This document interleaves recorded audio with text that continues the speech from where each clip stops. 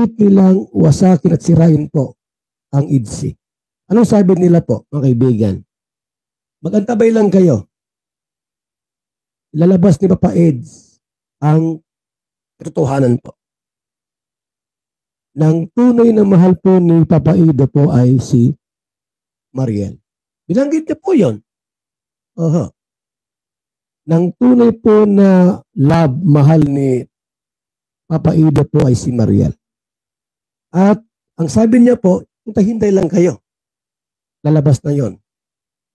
Mismo si Papa Edo po ang magsabi. Sabi ko, iba yan. Ang dami niya pong sinabi, 5 po ang sinabi niya. Umulan tuloy.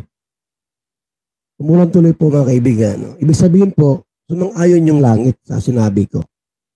Anong sabi ni Bernie? Solidad?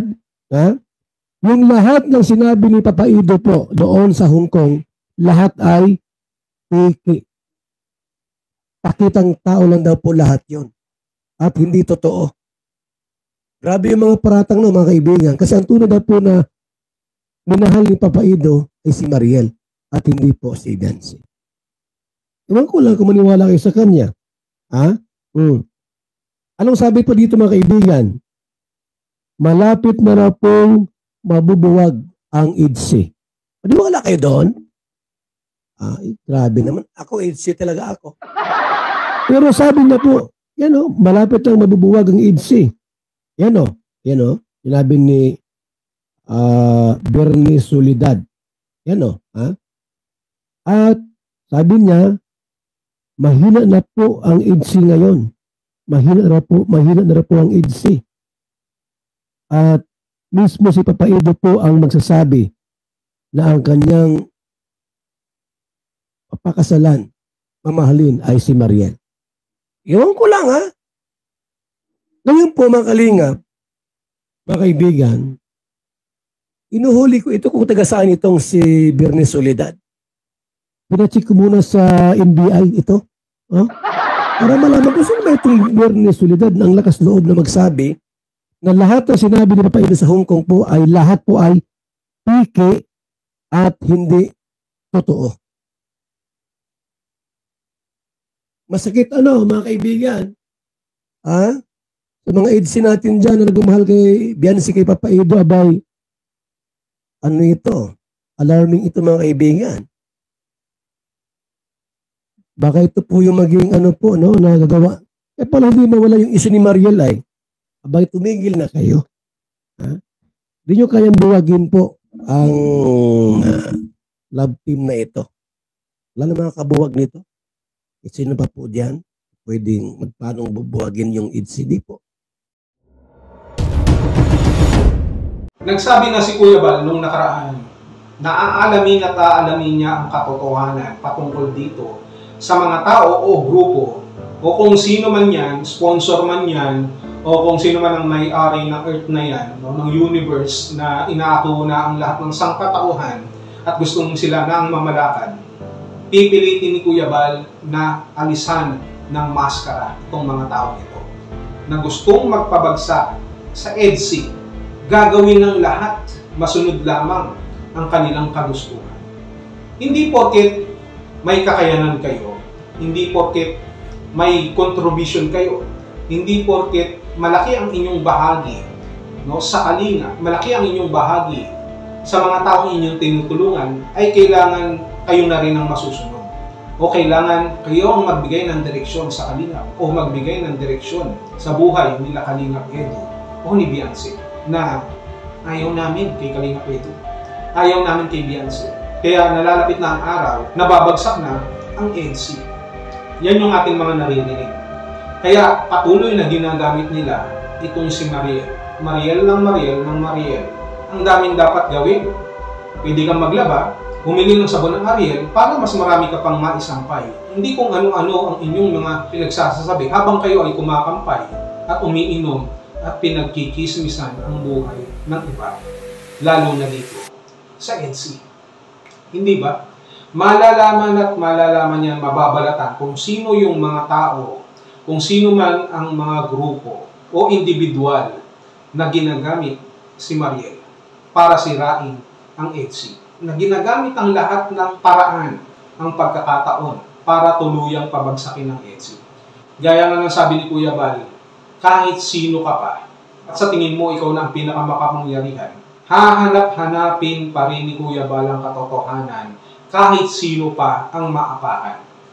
Napanood natin sa vlog ni Labirador kung ano ang kanilang ibig sabihin nila Kuya Potpot. At gaya naming mga reactors, gusto din naming malaman kung ano ang katotohanan. Sapagkat bakit kailangan nyo pang manggamit ng ibang tao para lamang sirain ang EDSI, sirain ang ilang individual?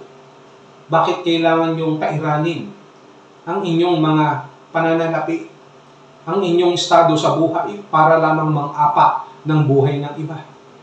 Sa makatuwid, kung sinasabi ninyo na kayo ay tumutulong, nagkakawang gawa, lalo na ng una, sa umpisa, wala nang silbi ang lahat ng ito sapagkat itong lahat ay nagiging pakitang tao lamang. Bakit? Sapagkat lumalabas na kapag mayroong mga tao o bagay na ayaw ninyo na hindi nyo gusto, ginagawa nyo ang lahat para sirain ito. Plastic.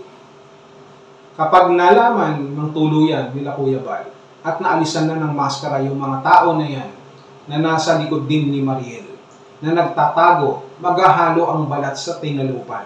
Naaraw-arawin nga kayo ng mga reactors, kagaya ng sinabi ni Birador, ni Kuya Potpot, at ng iba pang reactors para mailantad ang lahat ng inyong mga pinagkagagawa, mailantad ang inyong mga masamang gawain, na walang puwang, walang lugar dito sa komunidad ng Kalinga. Tandaan ninyo, bilang na ang araw. At hindi sa lahat ng pagkakataon, kaya nyong makapagtago, kaya nyong makapanling lang ng kapwa, kaya nyong magbalat kayo. Darating at darating ang liwanag, darating at darating ang sikat ng araw, kung saan makikita kung ano ang inyong tunay na pagkatao. Tantanan nyo na si Mariel. Kung talagang matapang kayo at nasa katwiran kayo, lalaban kayo ng patas. At sinisiguro namin sa inyo na hindi naman kayo mananalo. Hindi nyo matitibag ang EDSI. Kagaya nga ng sinasabi ni Kuya Bal, masyado nang malalim ang pundasyon ng EDSI, nila Kalingap Edo at Beyonce, para bunutin nyo pa ang ugat at itapon sa basurahan. Yung mga ganitong klaseng nakikita nating pagmamahalan, relasyon sa pagitan ni Papa Edo at Beyonce ay mahirap nang tibagin. Bakit? Hindi lamang sila sapagkat kami mismo ay nakasuporta. Kami mismo ay hindi makakapayag na basta nyo na lamang sirain ang nasimulan nilang magandang samahan at pag-iibigan. Malamang yung mga nasa likod ni Mariel, gumagamit kay Mariel, malamang yung mga nagtatago sa dilim na nagpapabagsak sa EDSI ay hindi nakapag-date noong February 14. O kaya naman, baka iniwan sila ng kanilang mga forever. Kaya nga, walang forever. Kaya kapag pumapatak ang buwan Pebrero, araw ng mga puso, mas lalo silang maligali. Lalo na kapag bilog ang buwan. Hindi ba? Tantanan nyo ng EDSI. Bago na kayo.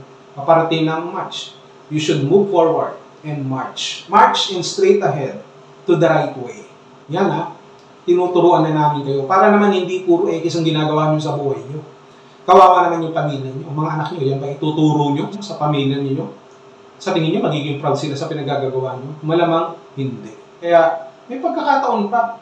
Pumunta kayo ng hardware or ng grocery, bumili kayo ng tinatawag na values, ng kredibilidad at pagkatao. Ano pa hinihintay nyo? Lakad na. Baka maubusan kayo, nagkakaubusan na, mahaba ang pila. Marami nang bumibili ng good values and credibility.